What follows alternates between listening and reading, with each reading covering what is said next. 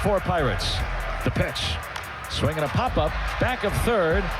It's Gonzalez and Cruz. It'll be Cruz. He makes the catch. The ball game is over, and the Pirates secure the win. They win a big one in Chicago. They take care of the Cubs tonight, 5-4. Yep, big one, and a big performance again by Double J, by Jared Jones.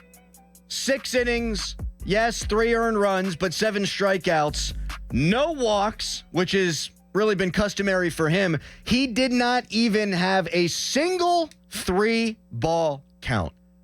Jared Jones, right now, 10th in the National League in ERA at 2.89.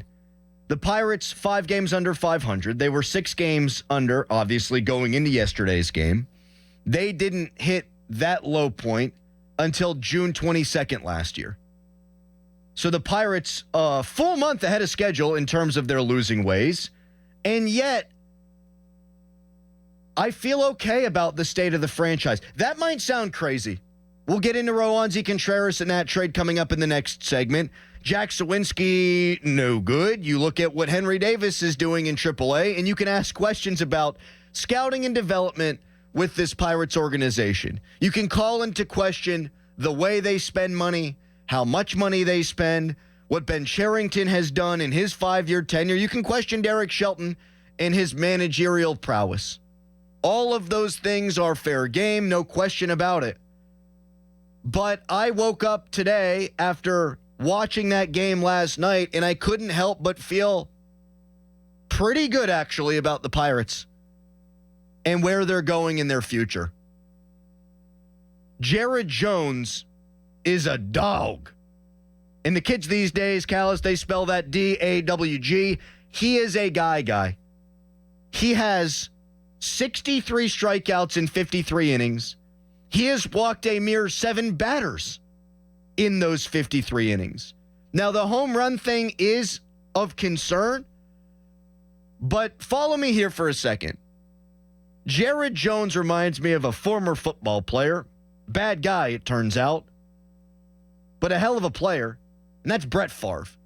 The beauty of Brett Favre was he was going to throw touchdown passes because he was going to squeeze that ball into tight windows. No one ever, maybe, in the history of the game had more faith in their arm than Brett Favre. There are guys that are on that list, right? John Elway, Ben Roethlisberger had a ton of faith in his arm. He's a similar player, in my opinion, to what Brett Favre was back in his heyday. But Brett Favre's beauty was he was going to take chances. Sometimes it was going to burn him. He was going to get picked off, but he was going to throw a lot of touchdown passes, and he's a Super Bowl champion, won an MVP. Brett Favre, one of the all-time greats. Jared Jones is going to give up home runs because of the way that he pitches. Major league hitters are too good to not hit ding-dongs off you if you're largely going to operate in and around the strike zone. But the beauty of Jared Jones, like Brett Favre, is that Jared Jones is not scared. Jared Jones says, all right, Cody Bellinger, you're going to hit a home run off me at PNC Park. I'm going to come right at you at Wrigley Field. And we saw Cody Bellinger in that first inning. He hit a ball very long, very high into the warning track. Jared Jones got him out because Jared Jones was not afraid. You're going to give up some home runs if you're simply not going to throw balls. Jared Jones did not get, again, to a single 3-ball count yesterday. Jared Jones is not afraid. Jared Jones, in the 5th inning, he got out of a jam, and we saw some emotion from him coming off the mound. You heard Joe Block's call of his 7th strikeout. Jared Jones fired up. He's got that dog in him coming off the mound. He knew that would be his final batter, and he was jacked up about it. Derek Shelton had to talk to him in the dugout after the inning, probably to calm him down, because I'm sure Jared Jones wanted to go back out there for the 7th. There was a long conversation between Oscar Marine, friend of the show, and Jared Jones after he was pulled, probably because they needed to calm him down a little bit. My man gets amped up. The chest hair is flowing. He's throwing 98 miles an hour. He got 7 strikeouts with that slider. It was a brilliant game plan by the Buccos, knowing that the Cubs were sitting fastball and had a relative amount of success against that fastball in PNC Park this weekend. So they threw a ton of sliders yesterday. It was a really good game plan. Jared Jones, in my opinion, is only going to get better. He's been primarily a two-pitch guy, mixed in the curveball a little bit last night. He's got that changeup too. The longer he goes, the more faith he'll have in the curveball, the more faith he'll have in the changeup. And I think you're only going to see the best is yet to come, unbelievably, for Jared Jones. And that's why, the Pirates have dug themselves a hole here in the early going. They're 5 games under 500. They're 7 games back in the NL Central. It's not a great place to be. They're on a worse pace than they were last year. But with Jared Jones at the front of the rotation, I can't help but get excited and be excited about what this team can do. Because it's not just Jared Jones. Today, 220, Paul Skeens is going to take the mound. And we'll get into him and his expectations for today coming up at about 6:35. But when you've got those two guys anchoring the front of your rotation, you're going to be in the ballgame. Mitch Keller, his last 2 times out, has looked more like the $77 million man that they're paying him to be than the guy he was before he signed that contract and that he was whenever he came up to the big leagues. He's gone 15 innings, given up just 1 earned run in that span. You've got 3 guys at the front of your rotation right now who are going to give you a chance every 5th day. I said it after Quinn Priester's last start. If you want to have a 6-man rotation, it might make sense for the Pirates later on in the year when Domingo Germán could be a factor.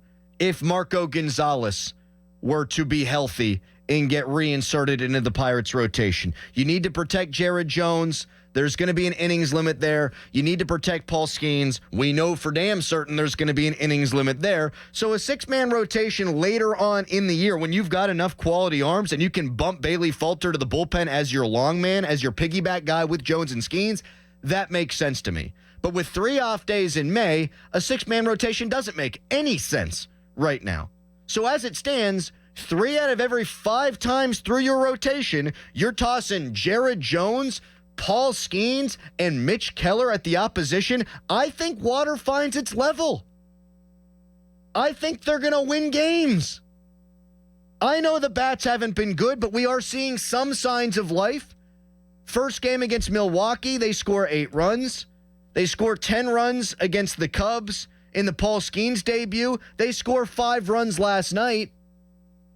You don't need to throw a parade when your baseball team scores 5 runs, but they are 13-1 this year in games where they do get to that 5-run threshold.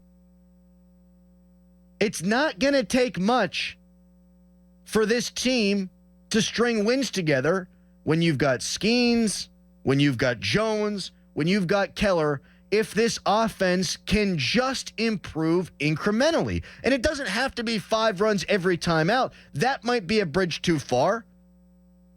But can you get to 4 runs more often than not? There are some reasons to think that that could be on the horizon.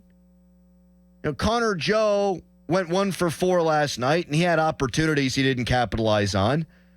Now, he is, I think, on a good baseball team, your 26th guy on this team. He's been their cleanup hitter. But, you know, if you get to a point where Connor Joe's penciled in there every day in your 6 or 7 hole, I think you're in a really good spot. Brian Reynolds had a hit. He's starting to come around. O'Neal Cruz, not his best night at the dish. There was a lefty starter, and he still needs to work at that portion of his game. He hasn't been good against lefties this year, though he's hit a couple of homers off of lefties. But O'Neal Cruz has been swinging a hotter bat. Nick Gonzalez, frankly, has been a revelation. Like when Jared Triolo was your everyday second baseman, he left you a lot to be desired. He had absolutely no power. The second Key Brian Hayes comes back from his IL stint, you put him back at third, and you might send Jared Triolo down to AAA. Or he's just your utility man. But Nick Gonzalez has 2 home runs in 22 plate appearances. He's got an OPS in the mid-700s. He hasn't been great, but that is way better than what Jared Triolo has given the Pirates at second base. And he's got 2 home runs. He narrowly missed on another home run yesterday. He's showing the power that he showed in AAA this year. The strikeout rate down there was not as high as it's been because it was exorbitantly high before that. It doesn't take much to get to that 4 runs a game average, is what I'm telling you here. Yasmani Grandal is only hitting 180, but at least he brought power that Henry Davis didn't have. Jack Sawinski is a disaster at the dish. We'll put him to the side for a second here. But Michael A. Taylor, he gives you a little bit of power in the lineup, right? Edward Olivares is hitting 237. He's provided some power for you this year. I thought the Pirates coming into the season could have 5 guys that would flirt with 20 home runs. Smart analysts like Neil Walker and John Wayner agreed with me. I don't think we're going to get to that point. But can you start to see some of these hitters get back to their career numbers? Because a lot of them are underperforming what they've done historically in their careers. If you get guys to pull their weight, not outperform expectations, but start to slowly meet expectations, what I'm telling you is with Jones and Skeens and Keller, you're going to string some wins together. Maybe I'm a pie-in-the-sky optimist. You tell me at 412-928-9370. But it's hard for me not to be excited when I see what Jared Jones did last night. Jared Jones right now is a top 10 prospect in all of Major League Baseball. And the longer he goes, he's not going to be a prospect anymore. But he's 10th in the league in ERA. Paul Skeens, the best pitching prospect in all of baseball. Mitch Keller finally pitching like the $77 million man. There are reasons to believe that this team can be competitive. They do a lot of dumb stuff. No doubt about it. The lineup card will anger you more often than not. Rowdy Tellez will get more opportunities, my God, than he deserves. But when you've got those 3 guys at the front end of your rotation, you are going to have a chance. Let's see what happens today with Paul Skeens. You got Mitch Keller going for you on Sunday. This is a massive series for the Pirates. It's a measuring stick series, and you've got the rotation lined up exactly the way you would want to in what does amount to the most important series to date this season. Can you squint and be optimistic about these Pirates? If you can't, I don't know that you're fully understanding what Jared Jones is doing. Right now, Jared Jones, and with the prospect of Skeens becoming what we know Skeens can be, I'm getting feelings of that Minnesota Twins team that had Johan Santana and a rookie Francisco Liriano. I don't think you can say enough good things about what Jared Jones is doing right now. And he did give up 3 earned runs, but the slider plays, the fastball plays, the moxie is something we really haven't seen on the mound in Pittsburgh since A.J. Burnett was bringing it to the hill. You know, there was a little bit of that in Joe Musgrove, but he wasn't that kind of player here. He didn't pitch to that level. Jared Jones is. He's got that moxie, and with these 3 starters, I'm excited again about the Pirates. It may be shame on me.